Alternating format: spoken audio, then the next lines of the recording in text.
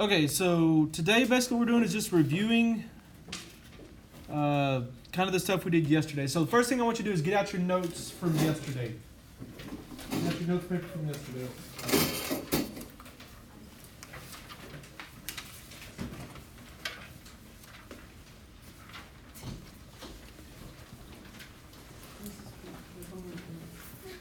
Thank you.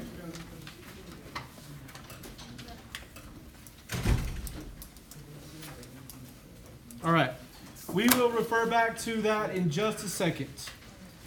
Now, what I want you to do is on this parallelogram that's up top here is I want you to measure the bottom side down here in centimeters. How long is this side down here? It's about 12.2 centimeters. Okay, I'm going to measure this one up top. How long is this one? 12.2 centimeters. Yep. Okay. Now let's measure this side. How long is this? That is about 8.7, something like that. All right. And then when we measure this side, how long is this? 8.7. All right. Now, looking at your notes from yesterday, which one of those properties talks about what we're seeing right here?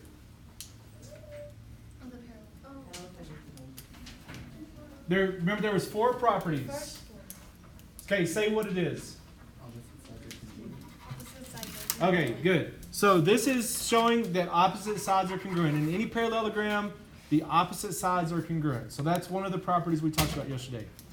Okay, next thing I want you to do with your ruler is let's draw in these diagonals. So from this corner to this corner.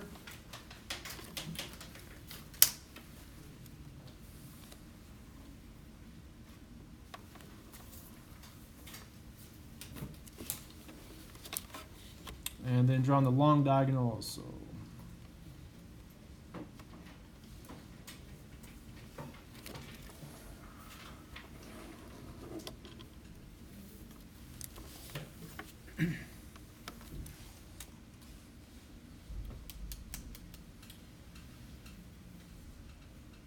Okay, now where these two meet up right here, what I want you to do is I want you to measure from that point right there to this vertex right here. So measure that in centimeters.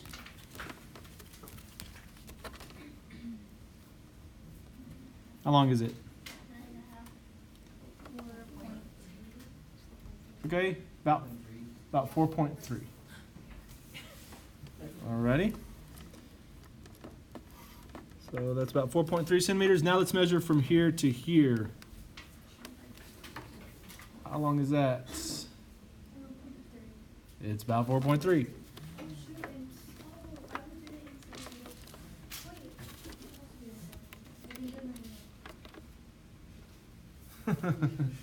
You're good. You're good. Okay, now on the long diagonal, let's measure from here to here. There's where you were measuring. All right, that's what I figured.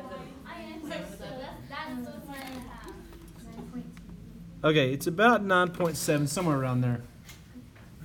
Okay? Now let's measure from here to here. How long is that? About 9.7.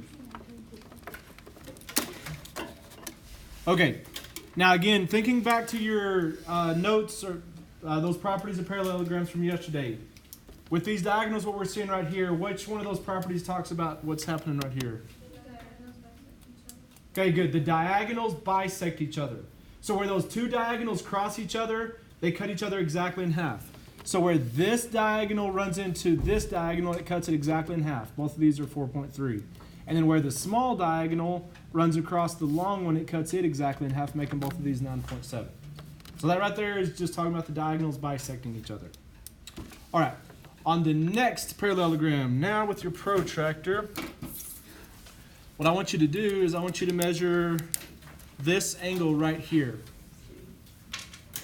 Measure this angle right here.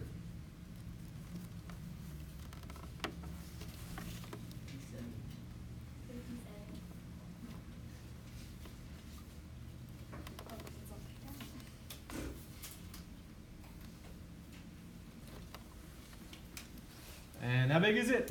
57. About 57. Okay? Somewhere around there. All right, so that angle is about 57 degrees.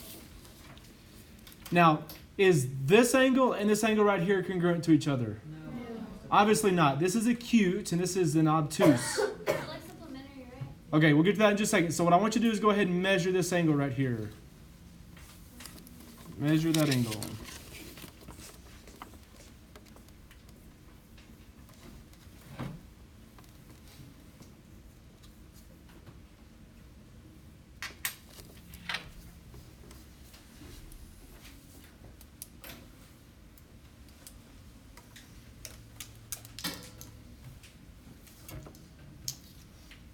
Alright, so about how big is that angle?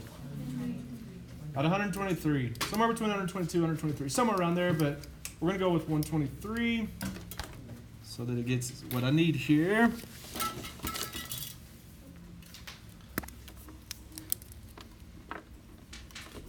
Okay.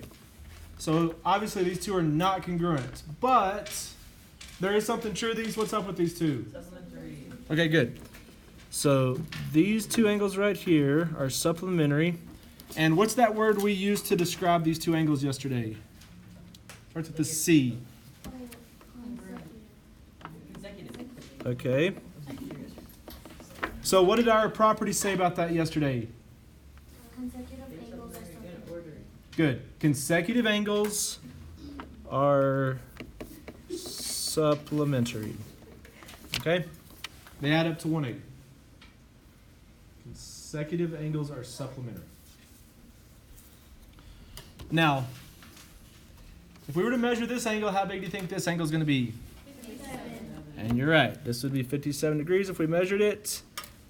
And there's two ways we can get that. I know that consecutive angles are supplementary, okay, based off of this. So these two would add up to 180. But also, what's up with those two angles? They're congruent. So what did that property say? Okay, that opposite angles, which that's what these are congruent in a parallelogram.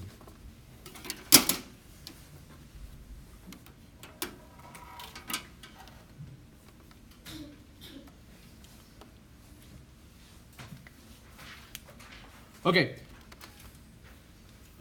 So those are our four properties right there. There's one more thing I want to do here. So on this last parallelogram, I want you to draw in both diagonals real quick. Draw in both of the diagonals on there.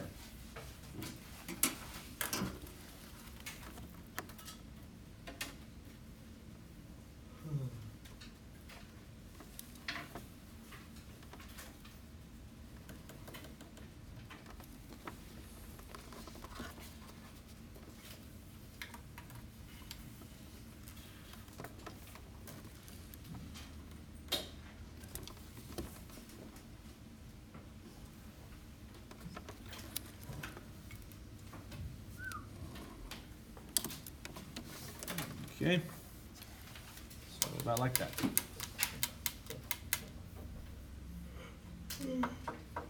Now, on this, what I want you to do is I want us to measure this angle right here.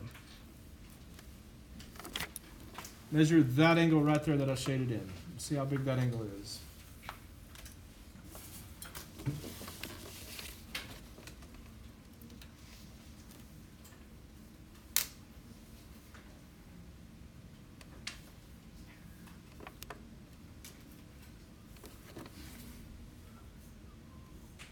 So how big is that angle? It's like 89, 88, 89 degrees. I'm going to go with 88. So somewhere around 88 degrees. All right, so that's about 88 degrees right there.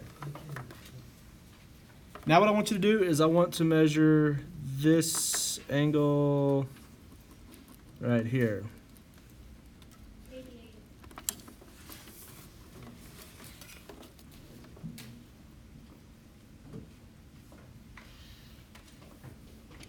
And how big is it?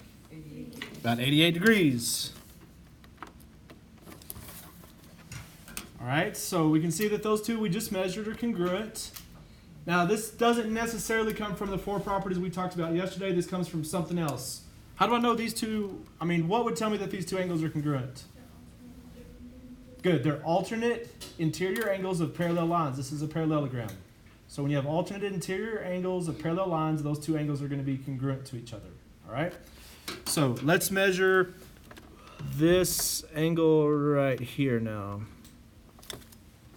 Measure that angle.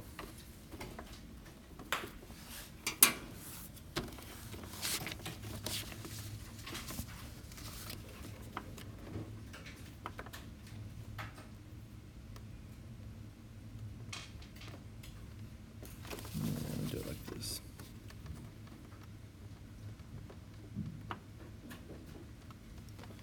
So about how big is that angle right there? Okay, so you can see it's between the 40 and 50. It's definitely an acute angle, not obtuse, so it's not the 130 or 140. Somewhere between 40 and 50, 45, about 46 degrees or so. Something like that.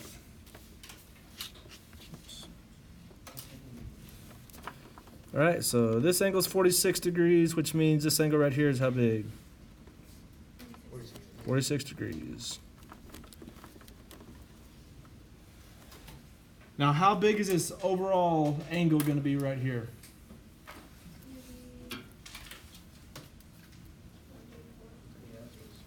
Yep, is 134. Just adding those two together, which means this whole angle is 134. These are opposite angles of parallelogram. Okay, and I'm not going to measure it, but just based off what we know, using those properties, how big would this whole angle be out here?